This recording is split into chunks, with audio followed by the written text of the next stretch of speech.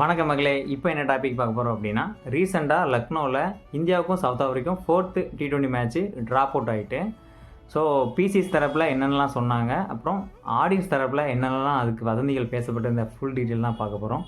வாங்க வீடியோக்குள்ளே போகலாம்.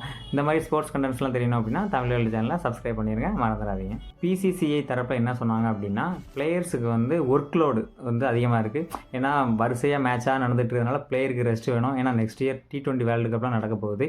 அது ஒரு ரீசனாக சொன்னாங்க. ரெண்டாவது, ட்ராவல் டைம் வந்து ஒரு நாட்டிலேருந்து ஒரு ஸ்டேட்லேருந்து இன்னொரு ஸ்டேட்டுக்கு போகிறதுல கொஞ்சம் டிஃப்ரெண்ட்டான கால சூழ்நிலைலாம் இருந்துச்சு. முக்கியமாக என்ன ரீசன் சொன்னாங்கன்னா, T20 மேட்ச்சு அடுத்து நடக்க போகுது. ஸோ அதை மெயின் ரீசனாக காமிச்சு தான் பண்ண போகிறாங்க அப்படின்ட்டு பிசிசி தரப்பில் சொன்னாங்க. உண்மையாக என்ன நடந்துச்சு அப்படின்னா, அங்கே வெதர் வந்து ரொம்ப மோசமாக இருந்துச்சு.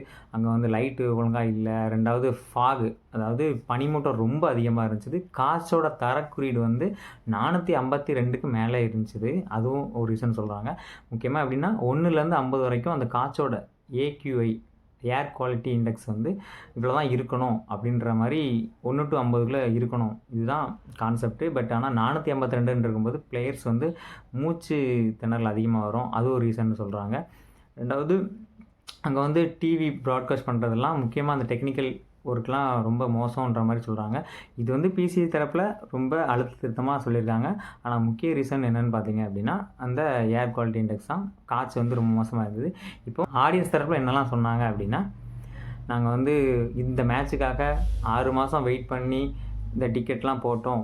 டிக்கெட் எல்லாமே 1000லேருந்து 12,000 வரைக்கும் டிக்கெட்லாம் எடுத்து அங்கே போய் உட்காந்துருக்கோம். ஏன்னா இப்போ ஒரு மேட்ச் நடக்குது அப்படின்னா நாங்கள் காலையிலேருந்தே அங்கே போய் ஒரு நாள் வேலை கெடுது, இந்த மாதிரி நிறைய ரீசன்ஸ்லாம் சொல்லியிருக்காங்க.